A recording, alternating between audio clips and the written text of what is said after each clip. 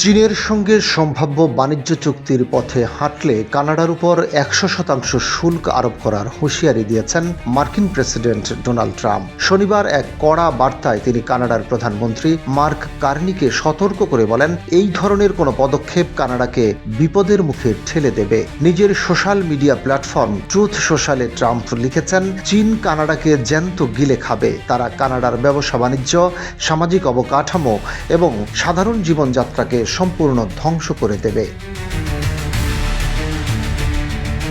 তিনি আরও স্পষ্ট করে জানান, কানাডা যদি চীনের সঙ্গে কোনো চুক্তি করে তবে অনতিবিলম্বে মার্কিন যুক্তরাষ্ট্রে প্রবেশকারী সমস্ত কানাডিয়ান পণ্য ও সামগ্রীর উপর ১০০% শুল্ক আরোপ করা হবে। ট্রাম্পের এই হুমকির পর সরাসরি তার নাম উল্লেখ না করেও একটি ভিডিও বার্তায় নিজের অবস্থান পরিষ্কার করেছেন কানাডার প্রধানমন্ত্রী মার্ক কার্নি। তিনি দেশের অর্থনীতি রক্ষায় কানাডিয়ানদের দেশীয় পণ্য কেনার আহ্বান জানান। কার্নি বলেন, বিদেশি হুমকির মুখে আমাদের অর্থনীতি এখন চ্যালেঞ্জের সম্মুখীন। অন্য দেশ কি করবে তা আমাদের নিয়ন্ত্রণে নেই, তবে আমরা নিজেদের সেরা গ্রাহক হয়ে উঠতে পারি।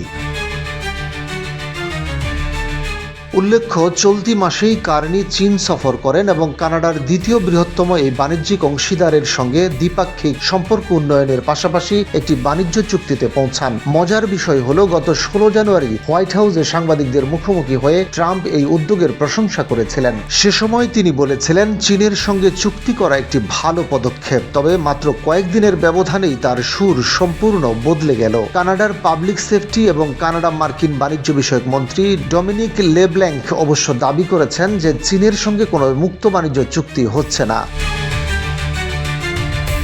Dominic LeBlanc social media platform এক্সে জানান, কিছু সুনির্দিষ্ট শুল্ক সংক্রান্ত সমস্যার সমাধান করাই ছিল এই আলোচনার মূল লক্ষ্য। অন্যদিকে কানাডায় নিযুক্ত চীনা দূতাবাস এক বিবৃতিতে জানিয়েছে, দুই দেশের নেতাদের মধ্যে হওয়া ঐক্যমত্য বাস্তবায়নে তারা কাজ করতে প্রস্তুত। বিশেষজ্ঞদের মতে, গ্রিনল্যান্ড নিয়ে ডোনাল্ড ট্রাম্পের সাম্প্রতিক অবস্থানের সমালোচনা করেছিলেন মার্ক কার্নি। ধারণা করা হচ্ছে, সেই ব্যক্তিগত রেষারেষি এবং ভূ রাজনৈতিক আধিপত্য বজায় রাখতেই ট্রাম্প এখন কানাডাকে এমন নজিরবিহীন বাণিজ্যিক হুমকির মুখে দাঁড় করিয়েছেন।